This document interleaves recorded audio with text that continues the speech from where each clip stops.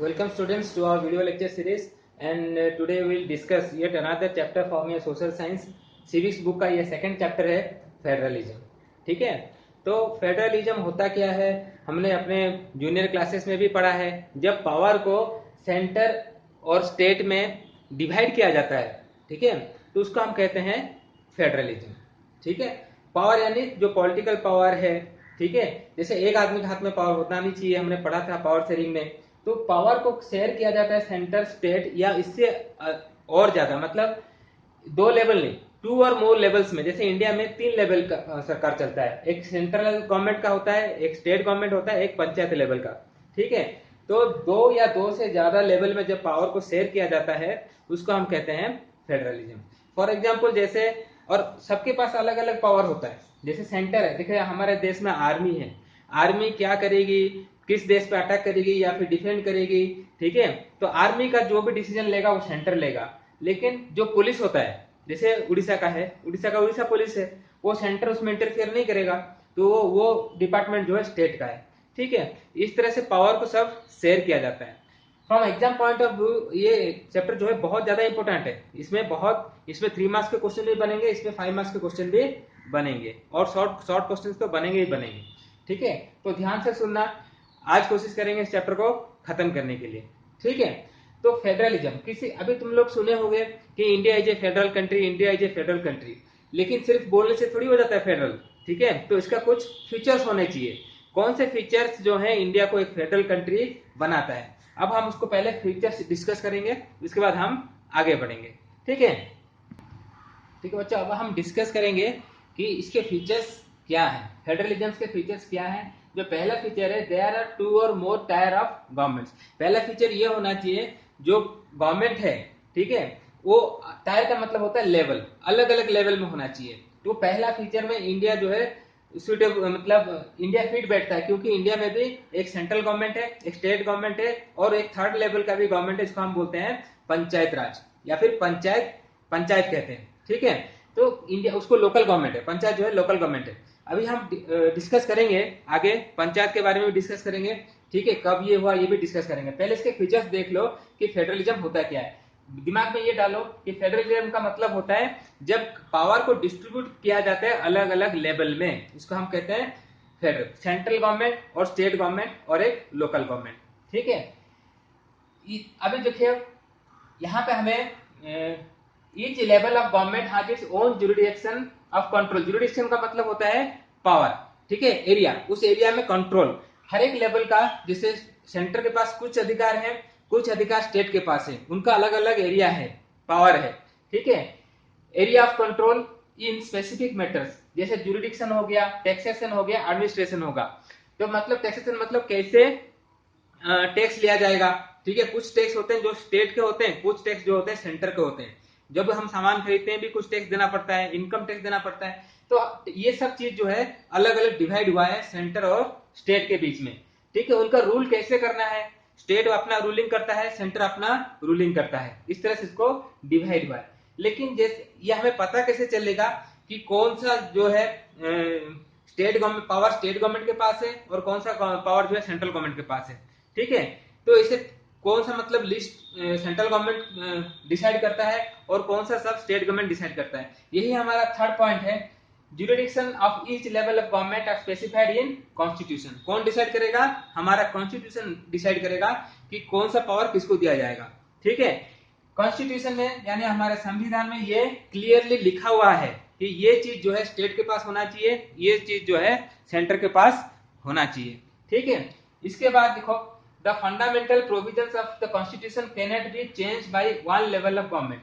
कोई एक लेवल, मतलब सेंटर अगर चाहेगा कि मुझे कॉन्स्टिट्यूशन को बदलना है तो वो नहीं बदल सकता, या फिर स्टेट चाहेगा मुझे बदलना है तो नहीं बदला जा सकता है। ठीक है, तो या देखो यहाँ पे अगर फिर भी स्टेट और सेंटर के बीच में अगर कोई डिस्प्यूट होता है, कोई झगड़ा होता है किसी मैटर को लेके, तो कौन इंटरप्रेट करता है कॉन्स्टिट्यूशन को, वो है कोर्ट। कोर्ट अपना जो है फाइनल डिसीजन लेगा। ठीक है, कोर्ट अपना फाइनल डिसीजन लेगा, वो भी अपने संविधान के हिसाब से। ठीक है, एक मिनट। ठीक है, और सरकार के पास पैसे कहां से आएंगे ये भी कॉन्स्टिट्यूशन में बताया गया है। ठीक है, कितना पैसा कहाँ से आएगा, कौन कितना पैसा सेंटर के पास होगा, कितना पैसा स्टेट के पास होगा, ये सब हमारा कॉन्स्टिट्यूशन में क्लियरली लिखा गया है। और जो फेडरलिज्म का जो मेन ऑब्जेक्टिव है, फेडरलिज्म का जो मेन ऑब्जेक्टिव है हमारे देश में, वो है यूनिटी और डाइवर्सिटी। मतलब हमारे देश में सारे स्टेट्स के लोग यूनाइट होकर रहे, एकता बनी रहे। ठीक है, यूनिटी का मतलब होता है एकता, एकता बनी रहे और अपने अपने कल्चर डाइवर्सिटी उसको भी फॉलो करते हुए एकता बना के मेंटेन करके रहें। तो यही है फेडरलिज्म का कुछ फीचर्स। ठीक है, तो यहाँ पे लिखा है each level of the government has its own jurisdiction, मतलब अपना अपना लेवल में अपना उनका, जैसे मैं फॉर एग्जांपल ये आर्मी हो गया, ठीक है, और ये पुलिस। ठीक है, तो ये आर्मी आर्मी का जो भी डिसीजन होगा ये सेंट्रल गवर्नमेंट लेगा। कौन? Central government. ठीक है, और पुलिस किसके अंडर में आता है? ये स्टेट गवर्नमेंट। ठीक है, अब हमें पता कैसे चलेगा कि कौन सा आर्मी का कौन सा जो है लिस्ट में, जो जैसे आर्मी ये सेंट्रल गवर्नमेंट में है, पुलिस स्टेट गवर्नमेंट में है, एजुकेशन कौन सा गवर्नमेंट के पास होता है। ठीक है, ऐसा हमें पता कैसे चलेगा? ये भी हमारा कॉन्स्टिट्यूशन में लिखा गया है। ठीक है, कुछ लिस्ट बने हैं, तो वो 4 लिस्ट भी हम डिस्कस करेंगे, तो उससे हमें पता लग जाता है कि कौन सा डिपार्टमेंट सेंटर के पास है, कौन सा डिपार्टमेंट स्टेट के पास है। ठीक है, तो आगे बढ़ते हैं हम लोग। ठीक है बच्चों, तो अगला है, हम जाते हैं जो है फेडरलिज्म। फेडरलिज्म भी जो है वो 2 तरीके का होते हैं। ठीक है, तो ये बहुत इंपॉर्टेंट है, ये तुम्हारा 3 मार्क्स 5 मार्क्स 1 मार्क्स कहीं भी इसका क्वेश्चन पूछा जा सकता है। ठीक है, तो 2 तरह के फेडरेशन होते हैं। तो एक होता है कमिंग टुगेदर फेडरेशन और दूसरा है होल्डिंग टुगेदर फेडरेशन। ठीक है, तो इसका डिफरेंस पूछा जाता है एग्जाम में। ठीक है, तो कमिंग टुगेदर फेडरेशन क्या होता है? जहां पे कई सारे इंडिपेंडेंट स्टेट्स वो एक साथ आते हैं और एक बड़ा कंट्री बनाते हैं। जैसे many independent states come together to form a bigger unit. कई सारे इंडिपेंडेंट स्टेट्स आते हैं और एक बड़ा कंट्री का फॉर्मेशन करते हैं, उसको कहते हैं हम कमिंग टुगेदर फेडरेशन। दूसरा पॉइंट है all states have equal power. और यहाँ पे क्या होता है, जितने भी स्टेट्स हैं उस कंट्री में सबको बराबर बराबर पावर मिलता है। ठीक है, और यहां तक भी सेंटर और स्टेट गवर्नमेंट के पास भी पावर जो है इक्वली डिवाइडेड होता है। ठीक है, ऐसा नहीं कि सेंटर के पास ज्यादा पावर नहीं। इंडिया में ऐसा होता है, अभी पता होगा इंडिया के बारे में, लेकिन यहाँ पे देखो कमिंग टुगेदर गवर्नमेंट में, तो यहाँ क्या होता है, all states of equal powers, सभी स्टेट्स को पावर बराबर मिलता है। और सेंटर और स्टेट के बीच में भी कोई ज्यादा पावरफुल नहीं है। हम ये नहीं बोल सकते सेंटर ज्यादा पावरफुल है, वहां स्टेट और सेंटर के बीच में पावर भी जो है इक्वली डिस्ट्रीब्यूटेड होता है। एग्जाम्पल है यूएसए, स्विट्जरलैंड, ऑस्ट्रेलिया एक्सेट्रा। ठीक है, तो ये एग्जाम्पल भी तुम्हें पूछा जा सकता है 1 मार्क क्वेश्चन में कि यूएसए में कमिंग टुगेदर गवर्नमेंट है या होल्डिंग टुगेदर गवर्नमेंट है। तो यूएसए में कमिंग टुगेदर गवर्नमेंट है। जो दूसरा टाइप है फेडरेशन का वो है होल्डिंग टुगेदर। इसमें क्या होता है, जो छोटे छोटे कंट्री से छोटे छोटे स्टेट्स हैं, कई सारे स्टेट्स मिलके एक बड़ा कंट्री को बनाते हैं। लार्ज कंट्री डिसाइड नहीं सॉरी इसमें क्या होता है, छोटे छोटे स्टेट्स बन के मिलके एक बड़ा कंट्री बनाते हैं, लेकिन इसमें क्या है, एक बड़ा कंट्री जो है छोटे छोटे स्टेट्स में डिवाइड होता है। A large country decides to divide power between states and centre. और यहाँ पे क्या होता है, सेंटर और स्टेट में पावर डिवाइड होता है और स्टेट्स हैव अनइक्वल पावर। देखो सारे स्टेट्स को यहाँ पे क्या था, स्टेट्स हैव इक्वल पावर्स, लेकिन यहाँ पे अनइक्वल पावर है। ठीक है, जैसे अभी देखो अपना जम्मू कश्मीर में क्या हुआ, आर्टिकल 370 को हटा दिया, लेकिन उससे पहले क्या हुआ था, इतने सालों से 70 ईयर से क्या था, उसको ज्यादा पावर मिला हुआ था बाकी स्टेट से।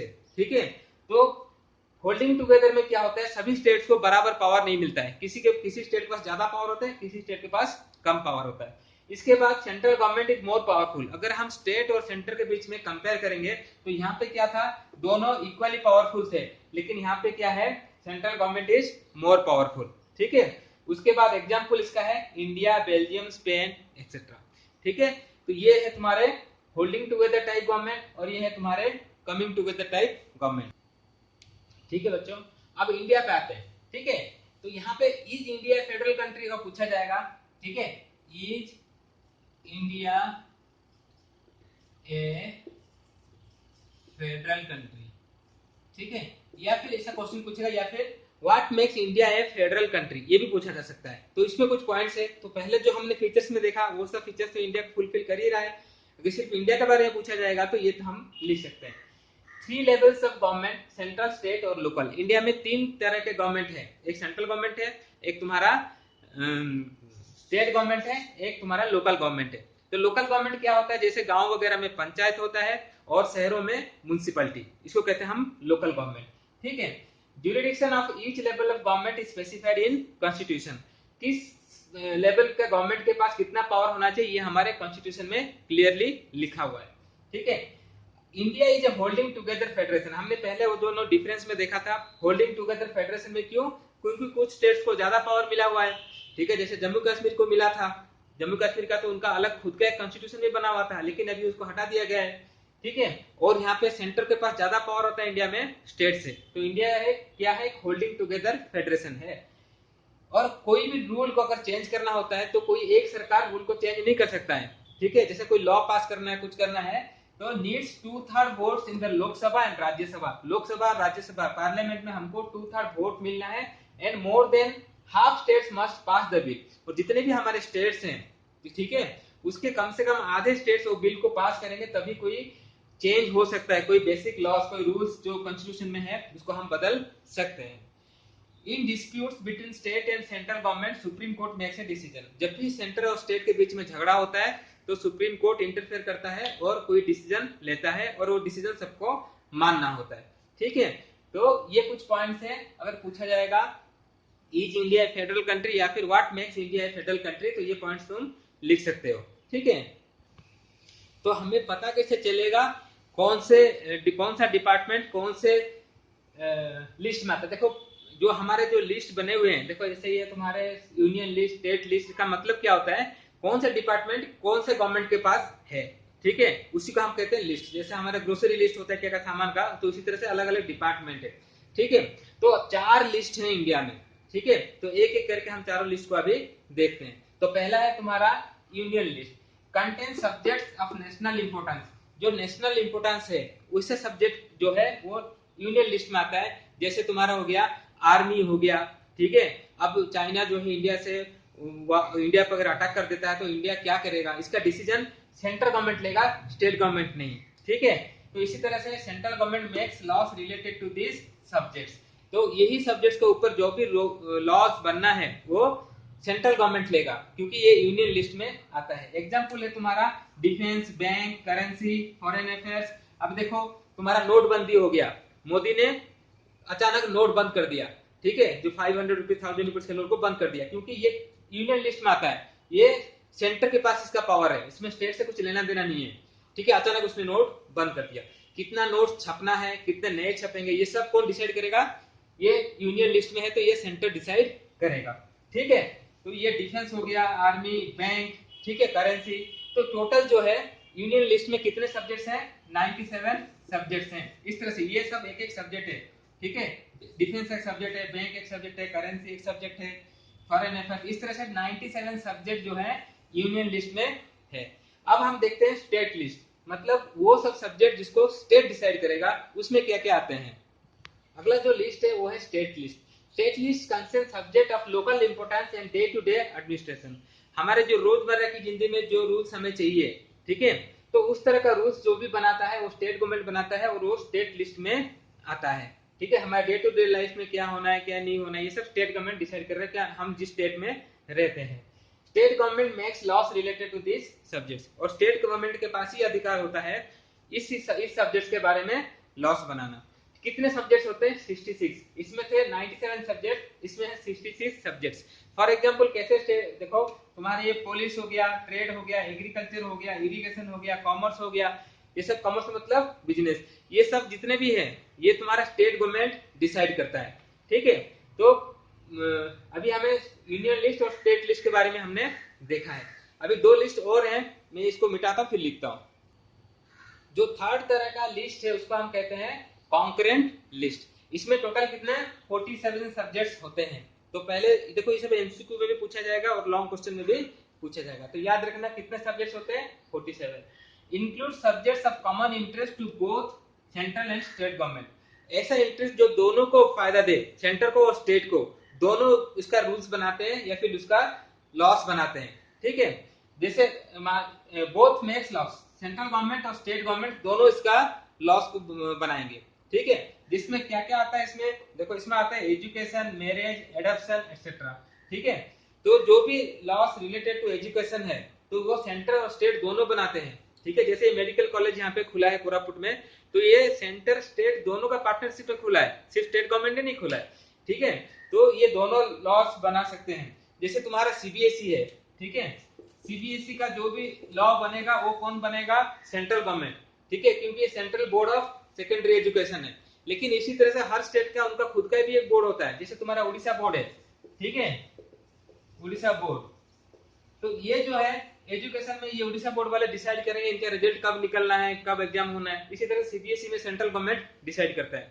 ठीक है, तो कुछ सब्जेक्ट्स हैं जो कि दोनों गवर्नमेंट डिसाइड करते हैं, वो है तुम्हारा एजुकेशन, मैरिज, एडॉप्शन। मैरिज मतलब कौन से एज में हमें शादी करने लायक बन जाते हैं, तो क्या रूल्स है, रेगुलेशन है। एडॉप्शन मतलब जिसके बच्चे नहीं होते हैं वो बच्चे अडॉप्ट करते हैं, तो उसके लिए क्या रूल्स है। तो ये दोनों जो है कॉमन इंटरेस्ट है सेंटर का और स्टेट का, तो दोनों रूल्स इसका बना सकते हैं। लेकिन कभी अगर सेंट्रल और स्टेट गवर्नमेंट का आपस में कुछ डिस्प्यूट हो जाता है, तो इसमें ये कॉन्करेंट लिस्ट में किसी भी एक सब्जेक्ट पे, तो जो भी सेंट्रल गवर्नमेंट का है वही को उसी को माना जाएगा, क्योंकि सेंट्रल गवर्नमेंट पावरफुल होता है। ठीक है, एक और लिस्ट है जिसको बोलते हैं रेसिडोरी लिस्ट। उसमें क्या होता है देखते हैं। जो फोर्थ लिस्ट है वो है रेसिडोरी लिस्ट। ठीक है, वो ऐसे, इसमें ऐसे सब्जेक्ट्स आते हैं जो कि अभी नए नए बने हैं। जैसे हमारा एग्जांपल हो गया कंप्यूटर साइंस। ठीक है, जब कॉन्स्टिट्यूशन बना था बहुत पहले हमारे देश में, उसमें कंप्यूटर के बारे में किसी को पता नहीं था, किसी को आइडिया नहीं था। तो ऐसे कुछ सब्जेक्ट, जैसे मान लो कुछ दिनों के बाद टाइम मशीन आ जाएगा, ठीक है, या फिर कुछ ऐसा नया इन्वेंट हो जाएगा, नया चीज, नया स्टडी आ जाएगा जो कि उसमें नहीं पता था, कॉन्स्टिट्यूशन में उसको लिस्ट में डाला नहीं गया था, तो ये लिस्ट, ये सब सब्जेक्ट्स को जो है इसको रेसिडोरी लिस्ट में डाल दिया जाता है। और रेसिडोरी लिस्ट का सारा पावर जो है वो सेंट्रल गवर्नमेंट के पास होता है। Central government will make the loss, central government जो सारा लॉस इसका बनाएगा। तो एग्जांपल इसका क्या हो गया, जैसे कंप्यूटर साइंस हो गया। ठीक है, तो ये तुम्हारा फोर्थ लिस्ट है। लेकिन तुम्हारा पहला तीन लिस्ट जो है बहुत इंपॉर्टेंट है। तुम्हारा यूनियन लिस्ट, स्टेट लिस्ट, इसका डिफरेंस पूछ सकता है, और कॉन्करेंट लिस्ट क्या है ये भी पूछेगा।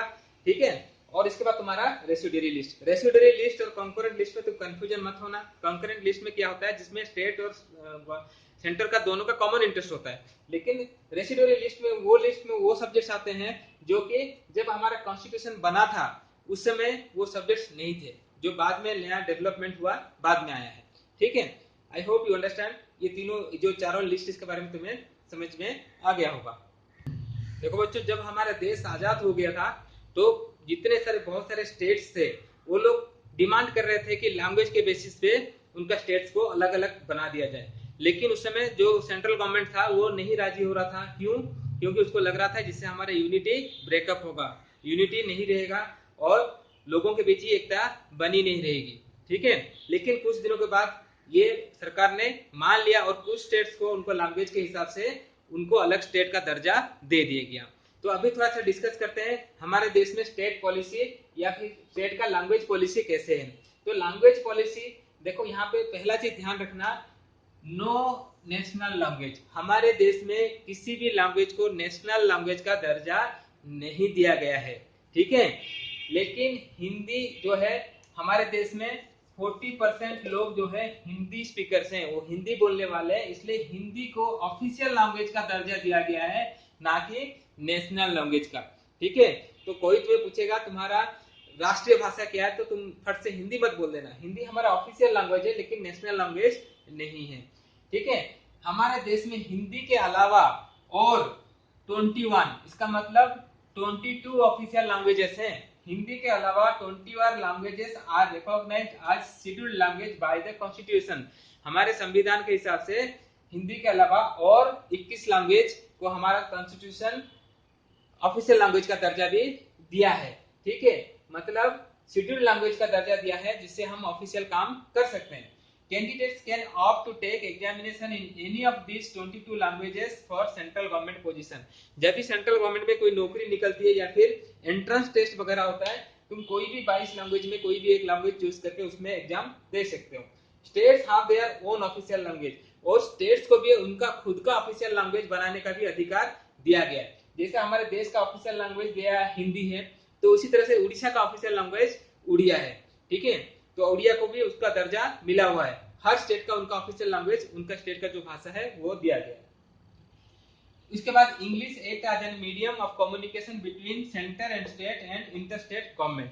लेकिन इंग्लिश को एक दर्जा एक्स्ट्रा मिला हुआ है। ठीक है, क्या मिला हुआ है? English act as a medium of communication. जब हम सेंटर और स्टेट के बीच में कोई कम्युनिकेशन होगा, कोई लेटरबाजी, मतलब वो लेटर भेजेंगे, ये लेटर भेजेंगे, तो उसमें हमें किस में लिखना होता है? इंग्लिश में। कोई भी ऑफिशियल चीज होता है, जब कम्युनिकेशन होता है सेंटर और स्टेट के बीच में, या फिर एक स्टेट से दूसरे स्टेट, इसको कहते हैं इंटर स्टेट, तो हम कौन सा लैंग्वेज यूज करेंगे? हम इंग्लिश का यूज करेंगे।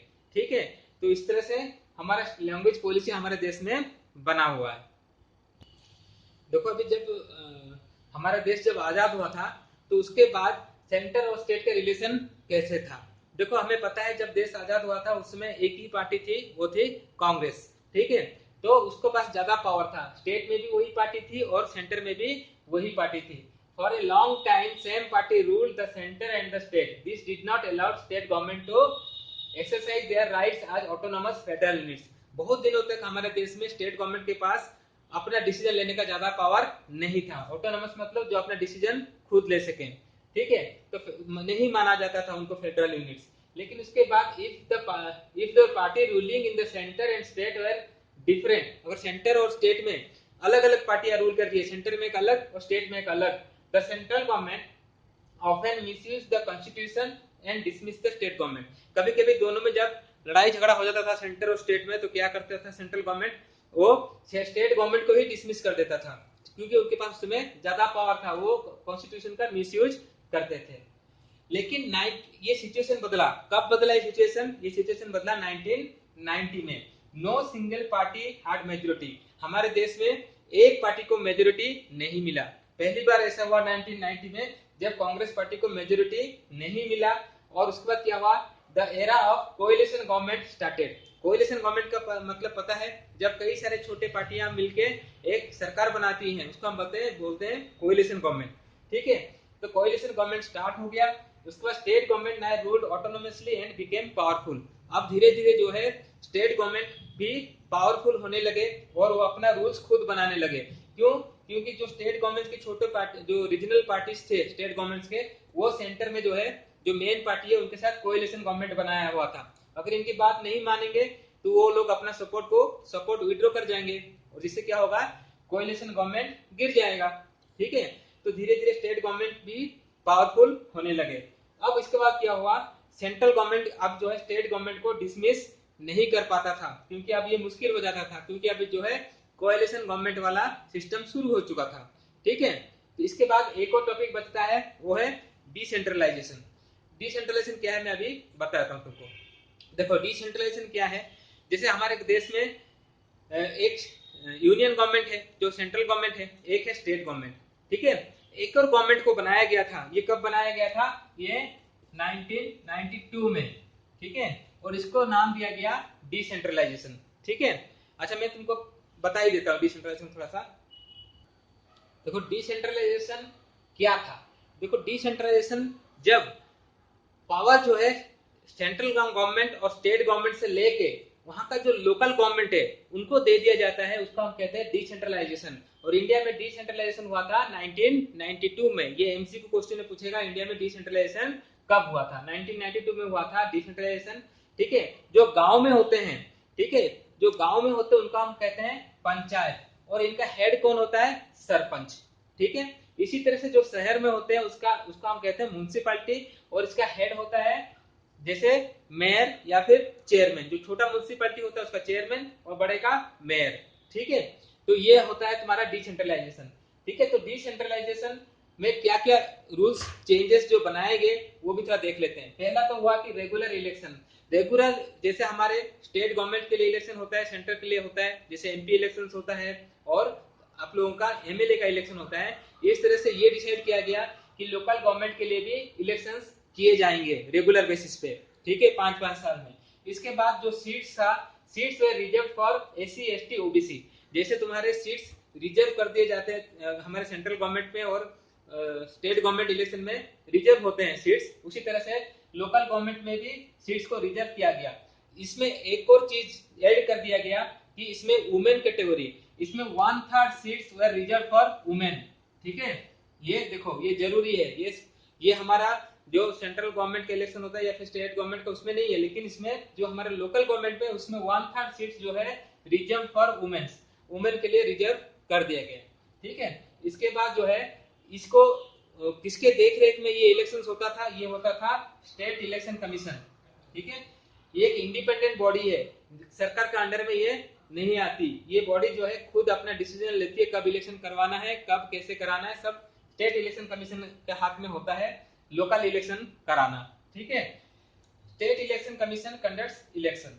उसके बाद जो स्टेट गवर्नमेंट जो है उसको अपना पावर और पैसा दोनों को लोकल गवर्नमेंट के साथ शेयर करना पड़ेगा। ठीक है, पहले से डिसाइडेड है कि कितना पैसा लोकल गवर्नमेंट को दिया जाएगा, क्योंकि जो लोकल गवर्नमेंट में लोकल के लोग होते हैं उनको ज्यादा पता होता है अपने गांव के बारे में, किस चीज की जरूरत है उनको पता है। तो state government has to share its power and revenue with local government.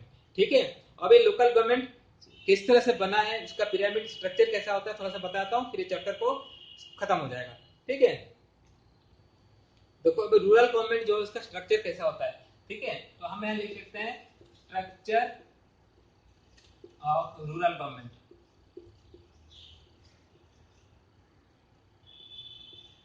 मतलब लोकल गवर्नमेंट का स्ट्रक्चर क्या है।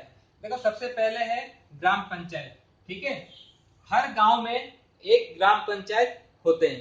ठीक है, हर गांव में एक ग्राम पंचायत होता है और यही कुछ ग्राम पंचायत मिलके क्या बनाते हैं, एक पंचायत समिति बनाते हैं। और उस डिस्ट्रिक्ट में जितने भी पंचायत समिति होते हैं वो सारे पंचायत समिति मिलके एक डिस्ट्रिक्ट में एक जिला परिषद बनाते हैं। क्या बनाते हैं, जिला परिषद। ठीक है, तो इस तरह से इसका जो है पिरामिड बनता है। ठीक है, हर गांव में ग्राम पंचायत होता है, हर गांव में एक ग्राम पंचायत होगा। ठीक है, उस कई सारे छोटे छोटे ग्राम पंचायत मिलकर क्या बनाते हैं, पंचायत समिति बनाते हैं। उस डिस्ट्रिक्ट में जितने सारे पंचायत समिति होगा सब मिलके एक जिला परिषद बनाते हैं। हर डिस्ट्रिक्ट में एक जिला परिषद होता है। ठीक है, तो यही है स्ट्रक्चर है रूरल गवर्नमेंट का। तो ये चैप्टर जो है, तो ये चैप्टर को मैंने एक समरी की तरह तुम्हें समझा दिया है। ठीक है, होप कि आप लोगों को चैप्टर समझ में आया होगा। मैं नोट्स दूंगा, ठीक है, उस नोट्स को कंप्लीट करना। और क्योंकि चैप्टर जो है एग्जाम पॉइंट ऑफ व्यू में बहुत ज्यादा इंपोर्टेंस है इस चैप्टर का और इससे बहुत सारे क्वेश्चंस पूछे जाते हैं। जैसे मैं तो बार बार एग्जाम में देखा हूँ, बोर्ड एग्जाम में जो पिछले बार का जो क्वेश्चन था उसमें ये होल्डिंग टुगेदर कमिंग टुगेदर का डिफरेंस पूछा गया था। ठीक है, तो या फिर ये स्ट्रक्चर कैसे होते हैं ये रूरल गवर्नमेंट का, ग्राम पंचायत, ग्राम पंचायत समिति और जिला परिषद। ठीक है, और लिस्ट के बारे में पूछा जाता है, यूनियन लिस्ट और स्टेट लिस्ट में डिफरेंस क्या है। ठीक है, तो मैंने जितना हो सके उतना समझा दिया हूँ और ये आप लोग को मेरे ख्याल समझ में आ गया होगा इस चैप्टर फेडरलिज्म होता क्या है। फेडरलिज्म का जो समझने के लिए जो बेसिक कंसेप्ट है, जब पावर को डिस्ट्रीब्यूट किया जाता है एक या एक से ज्यादा लेवल, एक ही नहीं दो या दो से ज्यादा लेवल में डिस्ट्रीब्यूट किया जाता है, एक से ज्यादा लेवल में डिस्ट्रीब्यूट करना ही फेडरलिज्म है। जैसे स्टेट गवर्नमेंट और सेंट्रल गवर्नमेंट, और किसी किसी देश में जैसे इंडिया में एक और गवर्नमेंट जिसको हम कहते हैं लोकल गवर्नमेंट। ठीक है, तो पावर सबके पास अलग अलग होता है और ये सब कुछ हमारे कॉन्स्टिट्यूशन में लिखा हुआ है किसके पास कौन से पावर है। और लिस्ट मतलब कौन से सब्जेक्ट कौन से गवर्नमेंट के पास होता है। ठीक है, जैसे आर्मी तुम्हारा यूनियन लिस्ट में होता है सेंट्रल गवर्नमेंट के पास, और पुलिस जो है उसका पावर जो है स्टेट गवर्नमेंट के पास होता है। ठीक है, तो इस तरह से हमारा सबका जो है पावर डिस्ट्रीब्यूटेड होता है, इसलिए हमें इंडिया को एक फेडरल कंट्री कहते हैं। India is a federal country. बार बार तुम लोग सुनते होगे कि इंडिया क्या है, India is a federal country. ठीक है, तो यहीं पे चैप्टर को खत्म करता हूं। ठीक है, ओके बाय, टेक केयर।